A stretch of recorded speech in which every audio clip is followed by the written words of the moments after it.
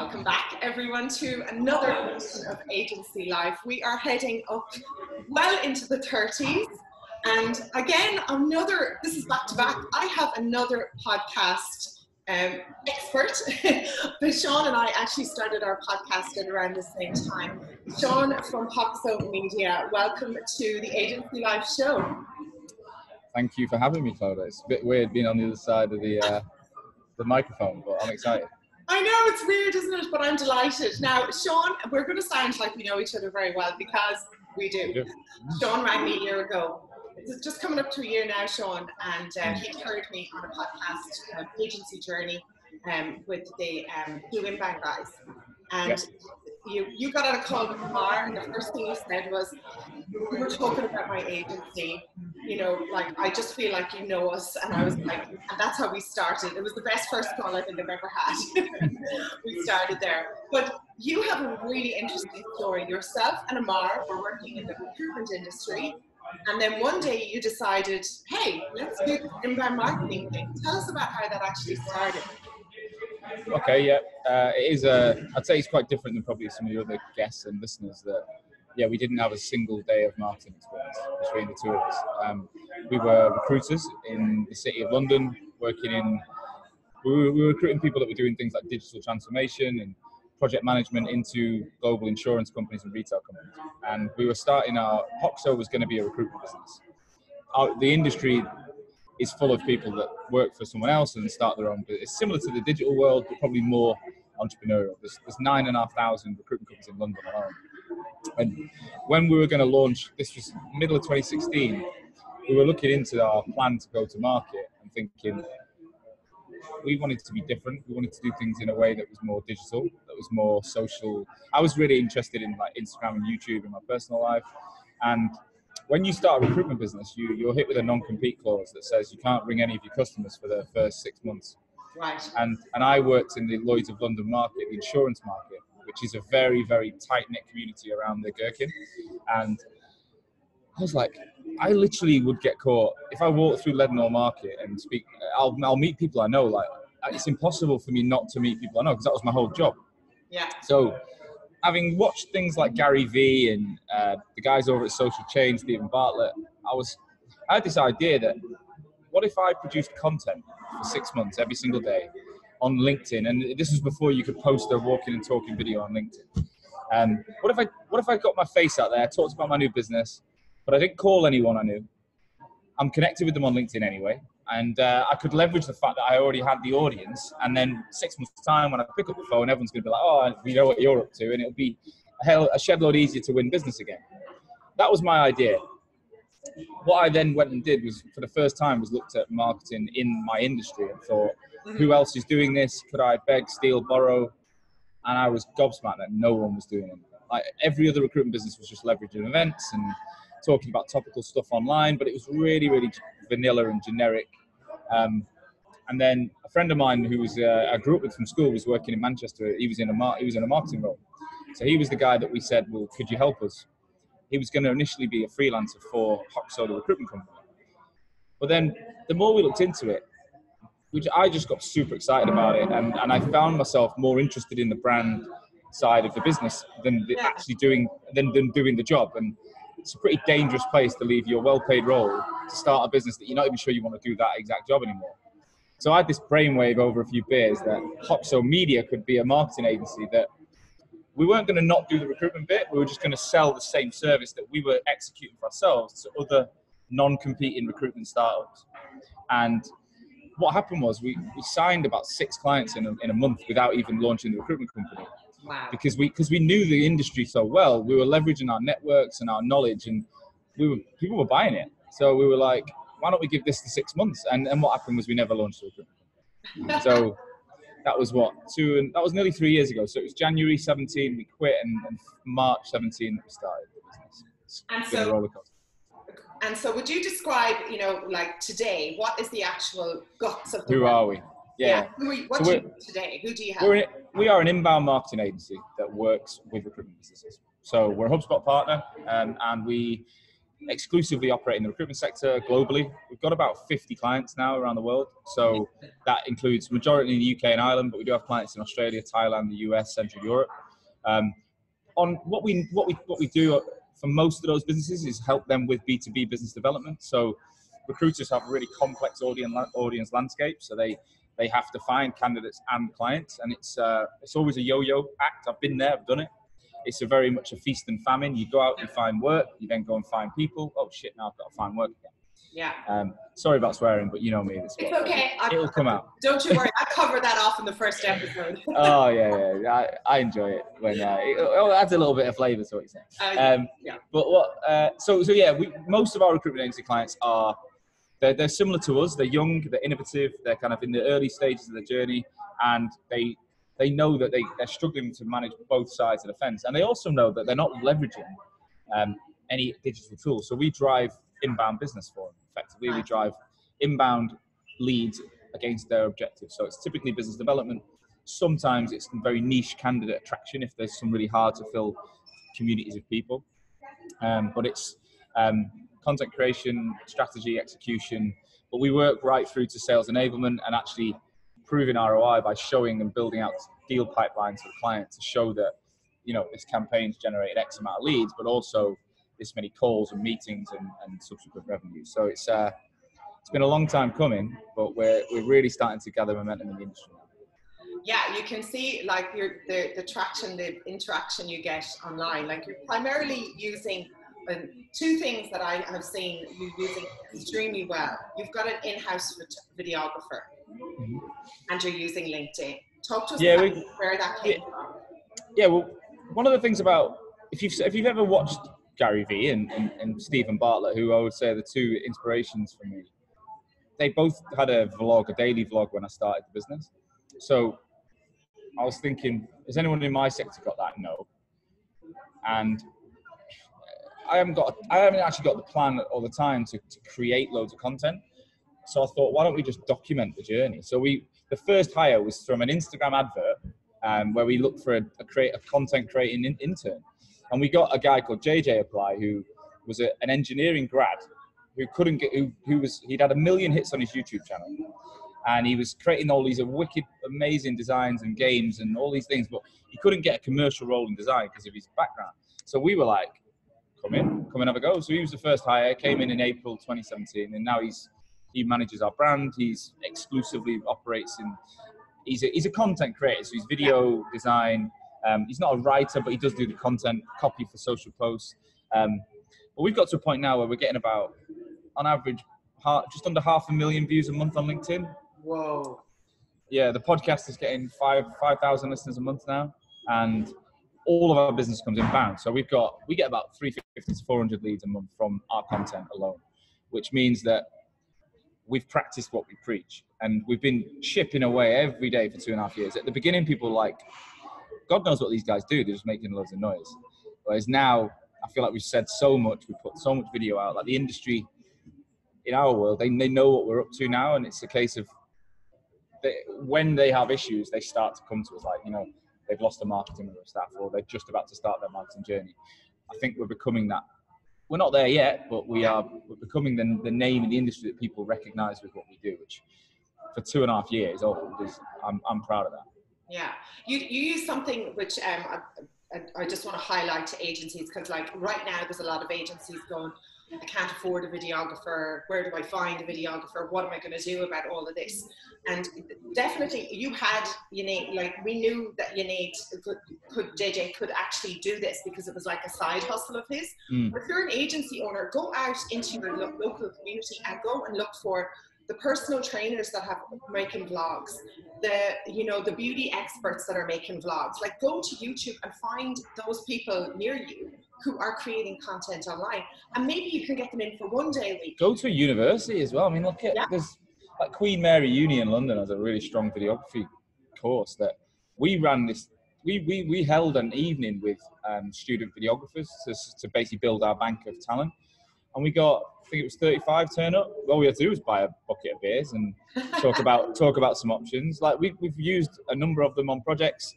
Yeah. Some were very good, some were a bit unreliable, but like you say, if you're just saying a day a week, they need commercial experience when they're studying, and they've all got their own cameras, they've all got their own kit. JJ came with pretty modest equipment, but now obviously we've backed him, and he's been unbelievable. I mean, that's the only, but he is still, it is one person, and some people would say, you know, paying someone's one dedicated salary just to do internal content, not to spend a penny or a minute on client work.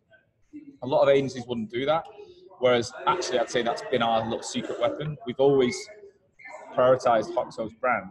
Yes. Without, and all right, there's been times where we've had to give him some client work because we've been that busy, but 90% of the time he's been focused on us. And it's meant that even though I'm not always physically creating content, we've got such a big bank of stuff. Like every time we record a podcast, full hours recorded, we chop that into social posts.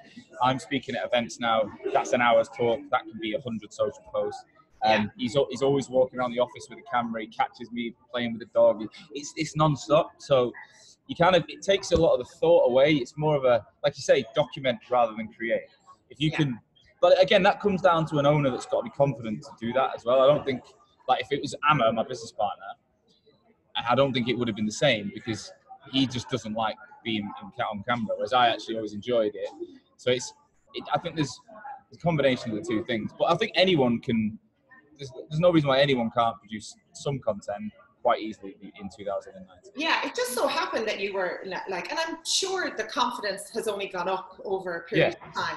But I think a lot of agency owners, they put themselves under pressure to go, oh, I have to be doing this. But perhaps it's actually someone in the company that is more comfortable. So it's not that you have to do it as an agency owner. It's about who in the company is natural. It's not an effort for them. They get better over time. You need a face of the business, don't you, right? You need to get that person out there and get them started. What similarities do you see and what differences between the recruitment agency and now the marketing agency? If you could summarize, what are the things that are the same and what are the things that are completely different? Good point. Very good question, actually. What we realized really early on was that being an agency in general, whether it's recruitment or marketing, has the similarity is the fact that you're on client. You're on your client's demand, so you're on call to the client all the time, right? So, and the pace of that, I'd say at times recruitment is definitely faster, because like clients would release a role to us at 5 o'clock on a Friday, and you knew that there was 9,000 agencies in the city, there was another 10 on the job, you'd have to stay and work. Like it was like literally a bum fight some days. Mm-hmm.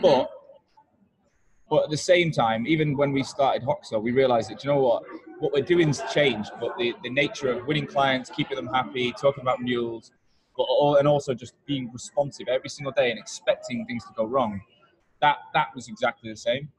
And also the type of people that join are both different as well. I think entrepreneurial type characters join agencies, people that like the buzz of, you know, we could be this big next year, we could have these problems. I tend to find agencies that light people's eyes up, and others are totally put off by them. If you want that kind of stable role in a corporate business that you know is going to be here exactly the same next year, you're probably more likely to go into an in-house role.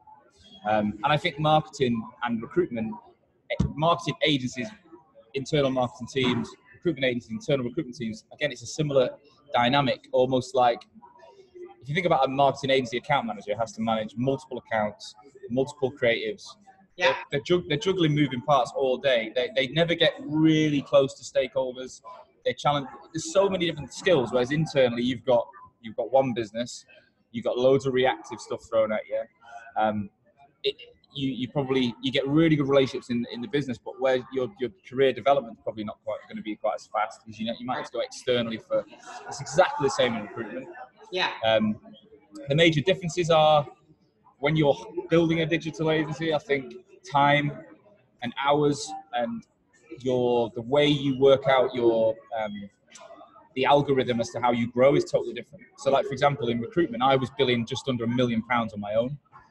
So as an individual in my previous career, I was billing what basically my agency's doing now, and we've got like 15 permanent staff and another 7 or 8 on the payroll from fixed term contracts, right? Whereas it's not possible for me to do that on my own, because I need them to deliver on it.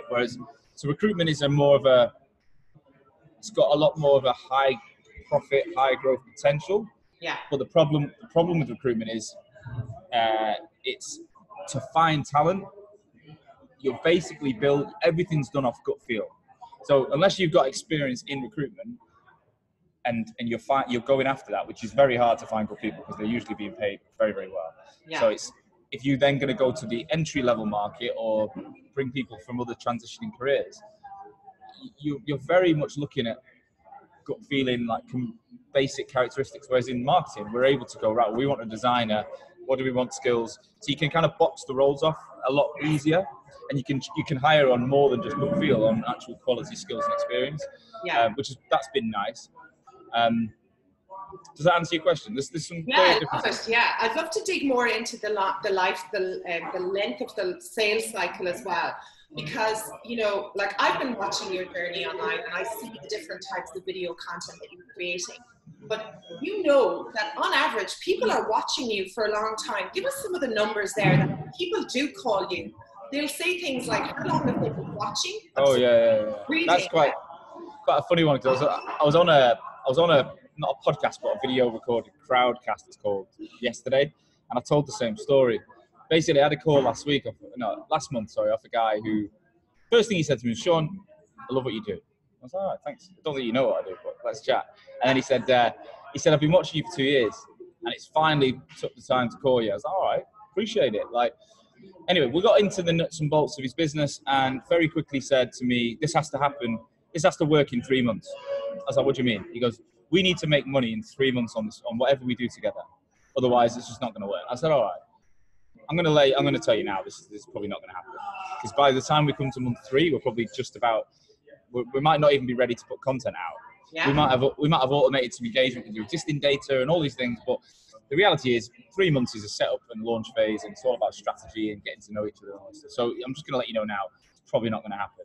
He's like, all right, so when will it make? 4 months, 5 months? He was so adamant that there was an exact date when he would make money. And I was like, I know why. But I also then turned it on him. And I said, at the beginning of this call, you told me it took you 2 years to phone me. He said, yeah. And I said, if I just stopped making videos after 3 months, would we be on the phone now?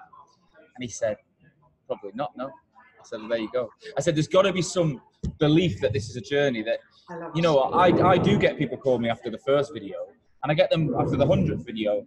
And if I wasn't getting any coming through in the first 100, I probably would be challenged as to whether or not I'd carry on. But I also believe it. I believe that every single view on LinkedIn is a human, is a potential customer. Yeah. Every single one of them. And that's attention that I value massively, because I think the only way we grow our business is we get the attention of target audiences. And so, I've had people watch me for 2 years. Equally, I've had someone watch one video and phone me straight up. And straight in, yeah. And I think this now, I can't believe where the last year has gone. I feel like it was 2 months ago that you and I first had a conversation. This year has flown. They're not getting any slower. So if you're listening to this and you're thinking about, oh, I want to do video, or I should do videos for my agency. First of all, you got to have the passion for it. So if it's not naturally in you, it is going to be very difficult to keep that going for a year. You can fake it for a couple of interviews or videos, but you can't fake it for a whole year, right? There's a reason to actually pick someone, and you're going to have to give yourself a long period of time. You can't blast a few videos out there, and nothing winds me up more than anything else. Setting yourself up for failure. How many people have you seen online with their LinkedIn video going, I'm going to do a video every day? And you bloody well know they're not, because you can tell the energy isn't there. It's mad, right? You've got to, look, I've been a little bit inconsistent recently for all sorts of reasons. But I've still got the bank of stuff now. I've done that much. I could look into a folder now and find 100 videos I could post today, right? So I've got to that point where I can probably get away with it a little bit. But I need to still do more. It is like going to the gym. You can train for a year and feel in great shape and probably get away with eating a little bit more this Christmas. But if you don't go back in January, by March, you're going to look like you did before. So I look at it just like that. It's all about consistency, and 80% of the time doing the right things, 20% of the time. Yeah. And I think, like you and I, we get compliments as well, for people who are like, oh, you're so natural, it's easy for you. And it's like, do you know how easy this was not for me when I first started? You know, I had to I could show. I could show you some horrendous videos we did. And they're on YouTube. If you go to Hoxo Media's YouTube and look at Hoxo, what we did is we created a vlog series called Hoxo Live. That was actually JJ's first task, was right, document the first week of your journey with us and then put it up as a video called Hoxo Live. And we were gonna release a weekly vlog.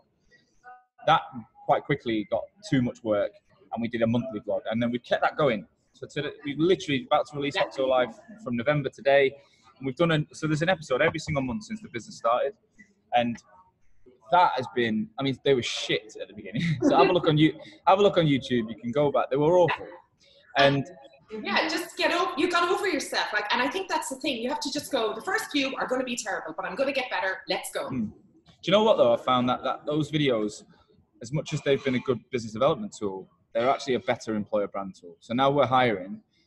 When you're trying to tell people about your culture, we're able to show it and say, look, just go and watch the last 3 months. Like, this is who we are. Yes. Like, you'll see that faces have changed. You'll see that our office is new. You'll see that we've got a new dog. You'll see what's going on. And I think that's that kind of that little window into your business that I think a lot of businesses in the future will need to do. Like, we'll need to show people what the culture's like before we hire them, because the opportunities out there are going to be so strong. How important is culture to your agency now? And how more important is it than, let's say, 15 months, 18 months ago? Like, when you bring up culture, how important is it? Yeah, when we started with you about a year ago, I think, as I said, you were on an episode of a podcast where you talked about traditional challenges in agencies, and I felt like you were talking to me. The main thing was I was probably the biggest problem, and the fact that I'm quite creative. I'm at the front line in all these meetings, and I would come back to the business having had a meeting with someone and gone, right, this is what we're going to do. I've got this idea, and within 30 seconds, I've just disrupted everything I've already built, and I've thrown in like 3 new things everyone needs to do, and we're going to launch this new product or service or whatever. And it was getting to the point where I knew deep down I wasn't helping anyone, but it's because I knew we didn't have product market fit. I knew we had an issue in the product we were selling, and I was searching to get it right. I knew we had the right market. I knew we had the right brand. I knew we were the right people. I just didn't know. I knew we weren't quite hitting the money with what we were doing. Right. So I think what you were able to do with us, and the process that we followed through EOS, which we still follow today, was firstly look at our culture, look at our values, look at the people. I remember you did the people analyzer and went through everyone via video calls and stuff. And you were very clear with your feedback. Was basically what me and Amar were already thinking. We just hadn't had the confidence to, like, people were not fitting in our culture, but yet they were still in the business. Yeah. So we obviously made the changes. We let a few people go. We brought some different people through. And I'd say now, like, culture is everything. Like, for example, we had a girl last week who we interviewed, a designer, and she was really talented. And we would have hired her 6 months ago, probably a year ago, 100%. But this year we were like, you just didn't feel right. Some of the questions you asked, you didn't follow the values we've got. I felt like she would have thrown our team under the bus if something wasn't. She would have been consistently saying, look, it's not me, it's your problem. And one of our core values in culture is all about protecting each other. Like, if we have a challenge outwardly facing, that's everyone's challenge. I don't want a single person to blame another single person to a client. You can do that internally. You can have that chat internally, but to the outside world, we're a united front. And we've had people before where, you know, it's not me, and in front of a client they've blamed another member of staff or blamed a different department. And I'm just not subscribing to that anymore. So we're definitely we've got work to do. We're not the finished article, but we're making better decisions now, and we know why. We've got a nice list of things that we look for. Obviously, different characteristics or different skills per role, but the cultural element of the type of people it remains the same. Yeah, you put the core values up on the wall of your office. I talk about it regularly. I show pictures to people. I'm like, get this up there. What difference has that made? Not just for staff, but actually for people coming in, prospects, clients. I think it just shows you've got your ducks in a row, like, especially for clients. I think a lot of them I deal with, like, that's what we're selling to them, like, so they don't have it. Not necessarily like we're not an internal culture specialist, but part of our branding and marketing activity starts with your why. Why do you do what you do? Like, how do you want people to perceive you? And when they come in and see our values on the wall, it's like, you know, these guys are, they're singing off a hymn sheet. We've got this vision to connect marketing with sales across the recruitment industry globally, and also to measure we're there. We're going to say by 2025 we want to have helped 1,000 agencies. Yeah. We're on about, I think we've invoiced over 95 now, so we're about 10% of the way there. And I don't think we're a 1% of the way of hitting the kind of global vision, but at least we know there's a quantifiable and a big reason as to why. The how and what we do, the inbound stuff could change, but the why won't change. And that's the stuff that I think clients buy into, and it helps that we can show it. From an internal perspective, I find that people, they don't necessarily sit there and go, oh, you've broke that value or whatever. But I'm hearing the words coming out. So like one of our core values is we work it out. So like me and my business partner have been best friends since we were 18, first year uni. And we've gone on this incredible journey and done so much together. And we went away traveling in 2010 and we didn't have any money. Like we went away for 2 years with like £2,000 and got into recruitment in Australia, lived in Asia, did all these things. But on the year before, when we were working to save the money, we went out every week, as you do at the age of 23 or whatever. And every weekend we were like, we should save money and stay in. And we were like, nah, we'll work it out. And we did. And then we got to Australia and we had no visas or no careers because our teaching qualifications weren't valid in Australia. But we'll work it out. And we worked it out. We moved to London, we'll work it out. We started a bloody marketing agency with no experience, but we worked it out. And that DNA now, and I've heard my team say, it's cool, we'll work it out. It's cool, we'll work it out. And everyone's got that kind of proactivity, almost confidence that we don't need the answer straight away. We just need to have the faith that together we can work it out. And that's probably the biggest internal difference. I think people the terminology is rolling off the tongue a little bit, and it's nice to see. Yeah, and it's reinforced every day up on the wall. Like, it's really cool. I'm going to just give this stat that you gave me, and I know about it because I've worked with you, but there's an agency out there and they're going to listen to this stat, and I want you to tell them what were the key factors that you actually made that happen. You doubled your agency revenue in 6 months. Now, I'm going to talk about later all the other things that you've been doing in the last year, but what would you say are the vital factors that you actually created doubling the agency revenue? Yeah, good question. So yeah, we doubled the agency since May, and that was kind of, it coincided with loads of things that we did together as well. So if you think about what happened before May, like I said, we implemented EOS, we sorted out our vision and culture, we analysed our people, we let certain people go. We actually parted ways with our third business partner, who was a personal friend from school of mine, the guy who was the marketeer at the beginning. And it was a mutual agreement, and that took so long, and I felt like it was probably holding us back from really looking at, I think what was happening was, we were so internally focused on who's doing what and share values and all this shit. We weren't really looking at the industry and what they needed. And we were getting inbound leads all day. We were getting, I think I measured in April, we had like 100 conversations with new prospects, and we closed one deal or something. And I was like, what's going on here? Like, what are we doing? So what I realized was, the clients that were buying into us were smaller companies. They were like 1 to 30 man businesses, kind of anything from $500,000 to $5 million turnover, and typically had no marketing, maybe had a junior member of staff. So whilst we're a HubSpot partner and HubSpot promote these big retainers at £6,000, £7,000, £8,000 a month, and we were selling them, we were pushing them, and we were getting, like I said, we were getting one over the line here and there, but the business flatlined for 12 months because we weren't getting the volume. We were selling projects to make money and keep our, we never lost, we did lose money on some months, we made a bit on others. We just made no profit, we just broke even for 12 months before. And I remember sitting there, it was actually on a train. I was on a train from to going home on a Friday night, and the train broke down. So I got stuck on the central line for an hour, and I luckily had a notepad and a pen. So I started thinking, right, drawing out, just looking at all the different products we were putting into these retainers and thinking, what do they really need? What do clients really need? And actually, when I looked at it for the first time, having got rid of all this other shit, I realized that we were like a sledgehammer to crack a nut for some of these companies. What they really needed was some basic strategy, basic content, some paid promotion, and some really easy, clear ways to get people on the phone and into the sales process, because that is really what they want. They don't need like mad integrated strategies on all these different channels. We're talking about companies with 90% salespeople, so they've already got a frontline engine of people. They need something that's just going to get them over the line. So what we did was I stripped back the retainer and half the price. So I got down to sort of £2,500.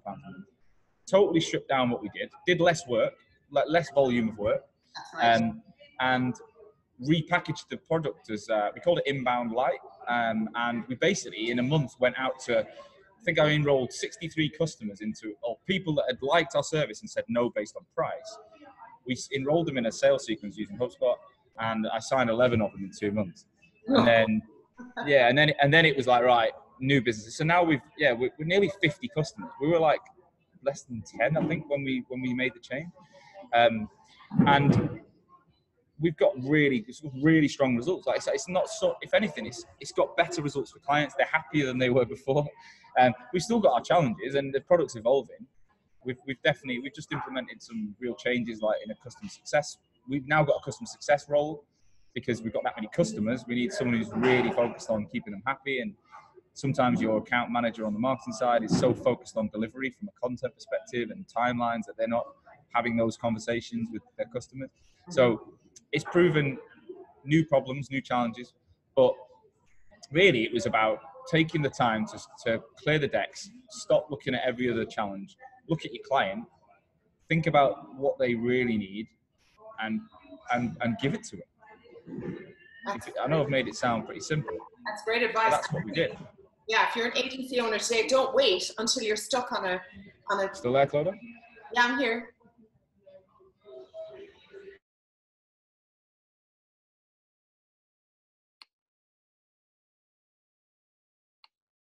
Yeah. So as an agency owner, I'm just going to say, don't wait until you're stuck on a train and notepad. Go and take yourself off and ask yourself the question, what have people been resisting when you're offering? What are the sales challenges? And make a package for that if you're getting numerous rounds. But that is a trap of a lot of agencies trying to do this big campaign or going overkill. But when you strip it down to the bare bones, what do people need? That was a really good result there. Like, that's pretty phenomenal. On the show, Sean, as you know, it's not all about the highs. Like, congratulations, you've done an amazing job this year. But I just want to dig in a little bit there to a challenge that I've found vacancies with, and just talk through maybe someone's going through it as well. There definitely were people in the business that there was a bit of loyalty to, and their skills weren't matching what was needed in the company. And the company was growing, and it just wasn't, you could see that there was some pain points there. An agency owner is probably sitting there to now, looking around the business and kind of not feeling that perhaps they have the right people on the right seat. Yeah. People analyze them. But you came through that. Like, can you talk to us about, how that was for you, the challenge of actually going to, as working with a friend, sit down and have a conversation? I think there was like you say, there's a few people. My business partner was the main one that would be of note, but he wasn't the only one. You get so close to people, especially when like you're working with them every day. They're like family at some points. But I think we dragged it on way too long, and Mark was responsible for the marketing within our business at the beginning, and then as we grew, I think it was clear that we needed some support, and we needed to find people with the experience we required to get us to the next phase. And you know what? After resistance at first, he understood it, and he was great. He was on board with bringing people through. And then what happened was, I think, being a founder, but then reporting into someone, it just didn't work for him or the person he reported into. Because I think they both kind of struggled with, what does that really mean? Like, I'm a founder, but I've got to ask him what to do or report it. And then the person who's managing the founder, because they can't fire them. Like, how do you manage someone like that? So it got to a point where I could see that we all saw that he wasn't happy, we weren't happy, but we didn't speak about it a lot. And I think once you air it and have an honest chat in a place that's neutral and say, look, what are we doing, kind of thing. I think it was quite obvious that all parties were ready for the chat.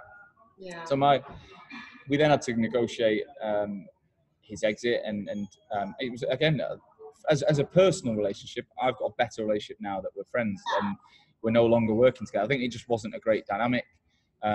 Personally, I think sometimes your mates are better being your mates. Whereas my other business partner is also my mate, but that one we've worked together for years. Yeah. But I think my advice to anyone would be to just try and act on it. And it doesn't mean you have to fire him or exit straight away or anything like that, but you have to talk. Yeah. It's like a relationship at home. You've got to air your problems, and the longer you pretend, just sweep it under the carpet, the more you'll beat yourself up and build up inside. And I remember you saying to me, like, Sean, you really need to get this done, because otherwise you're not moving forward. And I was losing my confidence and excitement for what we were doing, and you could see then the other people in the business start to, if the owners are struggling, what does it mean for them? So it was a really, really tough time, really, really tough time. And it was, I was planning a wedding, I was planning a house renovation, I was in the middle of a house renovation when the builder ran away, and I had to get my parents to fix the job, and I'm trying to talk to him about this, and it was just the most hectic couple of months of my life.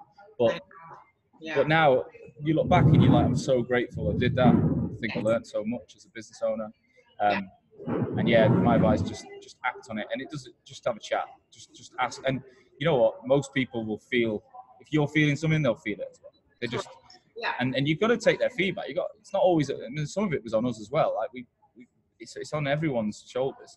But if you are at the helm of that agency, and you owe it to everyone else to make those decisions. Absolutely. Because if the business doesn't get where it needs to be, then no one's career moves forward.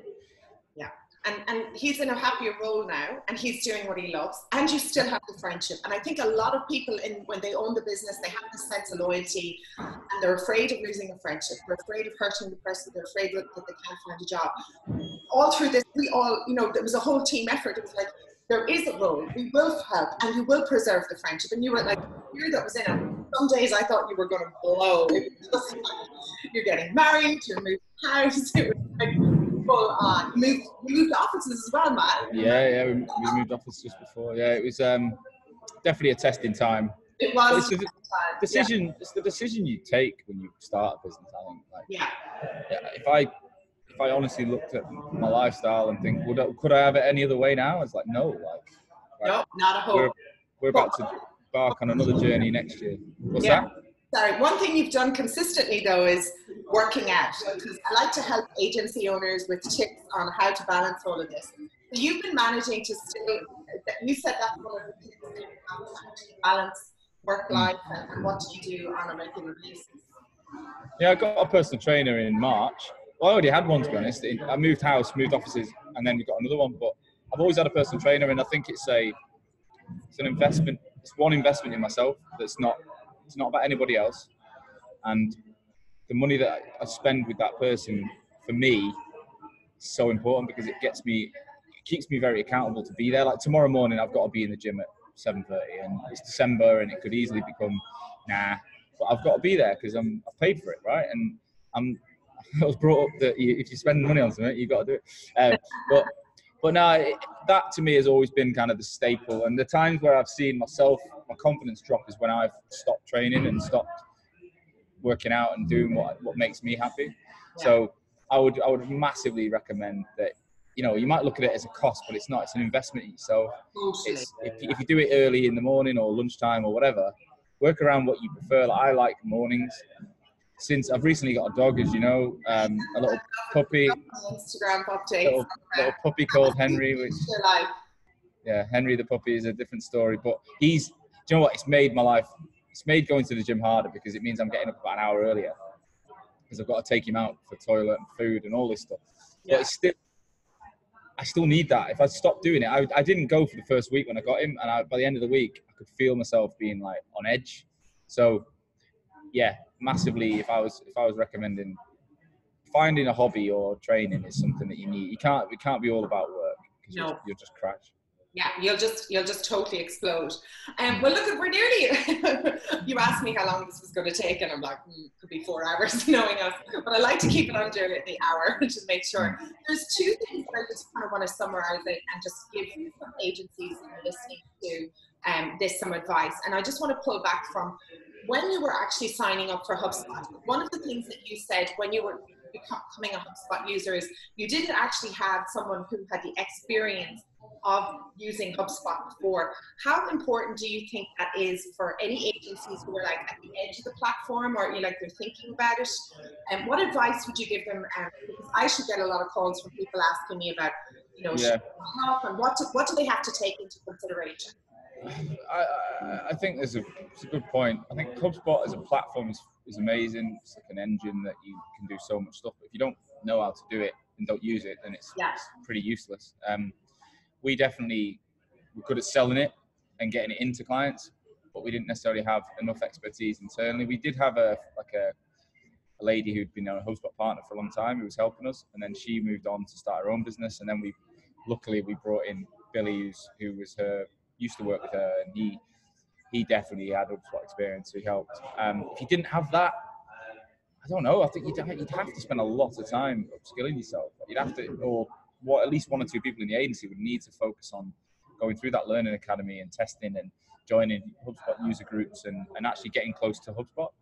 I think one thing we've not done very well is get close to HubSpot. I think we look at other agencies on the partner network, and they're like best friends with the team, and they're always in Dublin, and we found that quite challenging because we've spent so much time networking with our client as an industry, and HubSpot have been great, but at a kind of arm's length.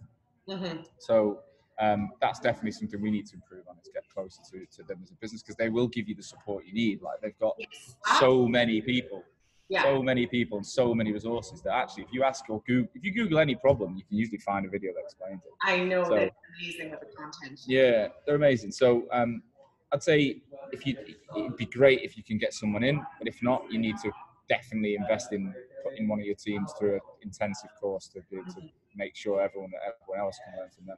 Yeah, actually, you just reminded me of one other thing there as well, not just with HubSpot and getting closer, but when you were actually, when did you realize that you actually needed help? And what were the kind of indications that you were going through the business? Because I get a lot of agency owners watching, listening, but not really knowing what to do. Like, what would you say to Is help from you or help from HubSpot?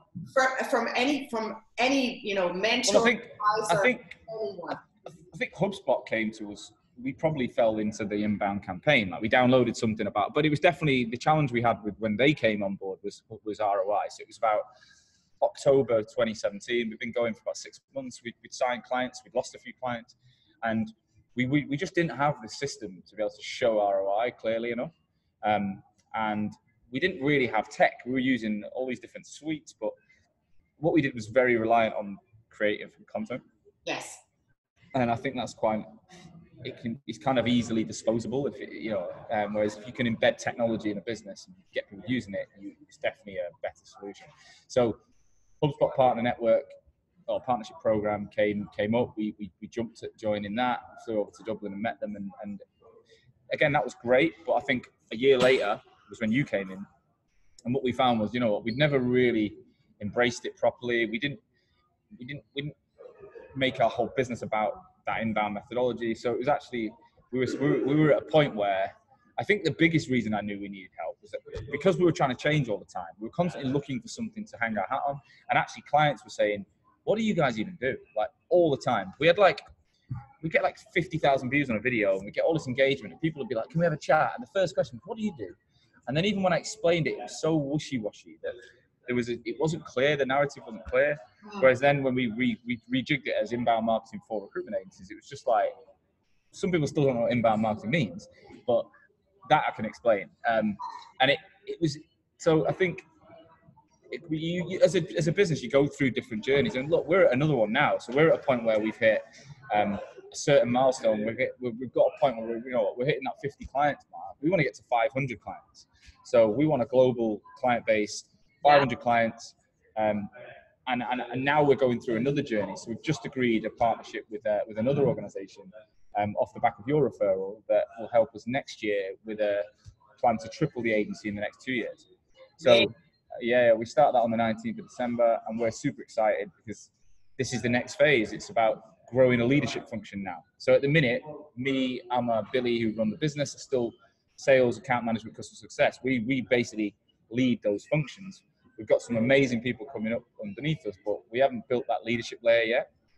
And next year is all about growing a leadership function, making it a business that doesn't rely on the three of us to be doing the work. So you kind of, I guess, when you're constantly looking for change, but you realize in your journey that there's real key moments where you're like, right, now we need the next phase, the next phase, and the next phase. So I think if you're constantly asking similar questions or being asked similar questions, you don't know the answers, then that is definitely a sign that you need external support. Yeah, and there's right now today, right? So I'm going to wrap it up with a little bit of advice. Right now today, there's somebody sitting at their kitchen table or stuck on a train, and they're thinking about actually setting up. And you've got some great advice about actually what they would do. The first thing to do about spending time with potential customers and understanding their why. Talk to me about. I think everyone says, you need to solve a problem, right? If you're going to start a business, there needs to be a genuine, real problem that you're solving. Or you need to basically be solving a problem that exists and either, copying and evolving an existing model or solving a problem that no one's solved. But let's just say you're a traditional agency, you're going out to offer creative marketing solutions, whatever. Firstly, I would say have a niche focus in 2019, 2020. Like, if you go and say we do B2B, in my opinion, that is like sitting in the Atlantic Ocean with a fishing boat. Like, you know what I mean? It's so big, and every project's so different. And whereas because we've gone recruitment agencies, it's took time, but now it's like all of our leads are recruitment companies, all of the traffic to our website are recruitment companies, all of our conversations are recruitment companies. We know the problems in that industry now better than anyone. We have networks that are deep and really trusted, and we're getting referrals every day. And it's like we turn business away that isn't recruitment companies on purpose, and we're confident in that. Whereas early on, we had the odd property company contact us, like, oh yeah, we'll try that. And we're always, we would do these things, whereas now it's like, no. So my advice is pick an industry and speak to as many people in that industry as you can. Ideally, if you know the industry well, you already have contacts. Really good idea, because you can empathize with the client and you can see things from their side. But also think about an industry that needs help and can afford your help. Like when we started Hoxo, Mark, the marketeer at the time, was like, I'm going to go freelance anyway, so I'll work with anyone. I'll work with anyone.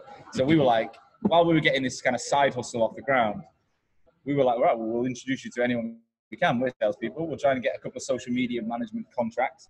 And one night we got him a meeting at an Indian restaurant. And literally, he came all the way down from Manchester on the train to go meet this Indian restaurant in South London. And he made a little PowerPoint. He was all well presented. 8 o'clock on like a Thursday night or something. And the owner said to us, I'll have to cancel it because I've got no drivers. I need to go out and deliver the curry. And we were like, this isn't the right sector for us to deliver our services on. So there's a lot of people, there's a lot of sectors out there that will waste your time and will not pay you money that can make you money. So pick a sector you're passionate about and can afford your services. That's my initial advice. I love it. Well, look, it's your future is so bright. You're wearing glasses and a cap today, but they should be shades. You've got a really exciting future. I would just like to say thank you so much for being on the show. We started the podcast more or less at the same time. This is the end of the second season. It's going to be the last episode of the year. It's going to be next. It's happy holidays, and I couldn't think of anyone more than the last episode of this year and the last episode of the season. Sean, thank you. It's been a pleasure having you on the show. Thank you. Pleasure following all your life journey. You are an absolute pleasure. Thank you so much. Thank you, Clodagh. Thanks for everything you've done in the last 12 months.